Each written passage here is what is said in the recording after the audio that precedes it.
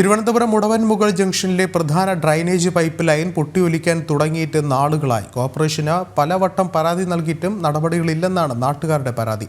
മേയറുടെ സ്വന്തം വാർഡിലെ ജനങ്ങളാണ് ഇത്തരത്തിൽ ദുരിതം അനുഭവിക്കുന്നത്.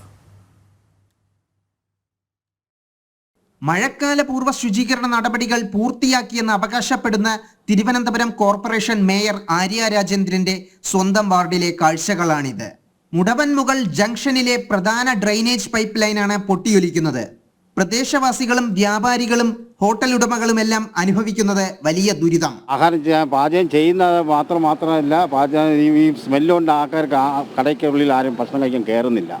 എല്ലാ മാലിന്യങ്ങളുണ്ട്, കക്കൂസുള്ള വീട്ടിലെ മാലിന്യങ്ങളുണ്ട്. ഇത് ഒരുപാട് ബുദ്ധിമുട്ടും കാര്യങ്ങളൊക്കെ എല്ലാവർക്കും ഉണ്ട്. യാത്രക്കാർക്കുണ്ട്, ഭക്ഷണം കഴിക്കുന്ന ആൾക്കാരുണ്ട്, ദേഹത്ത് ചെളി തറയ്ക്കുന്നുണ്ട്, നടക്കാൻ ബുദ്ധിമുട്ടുണ്ട്.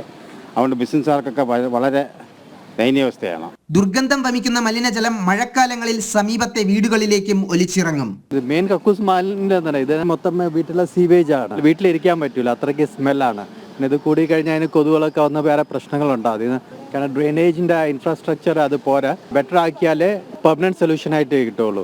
മുടവൻമുകളിലുള്ള മിക്ക ആൾക്കാർക്കും ഒരു ബുദ്ധിമുട്ട് തന്നെയാണ്. നമുക്ക് ഈ ഒരു ജംഗ്ഷൻ തൊട്ട് അടുത്ത ജംഗ്ഷൻ വരെ ഇത് കുറെ കാലമായിട്ട് പൊട്ടിക്കൊണ്ടിരിക്കുന്ന ഒരു പ്രശ്നമാണ്. വണ്ടി പോയി ഞാൻ കുളിക്കാനുള്ള അവസ്ഥയായി, ദേഹത്തെല്ലാം തെറിച്ച്. വിഷയത്തിൽ പലവട്ടം നാട്ടുകാർ കോർപ്പറേഷന് പരാതി നൽകിയിട്ടും നടപടികളൊന്നും ഉണ്ടായില്ല.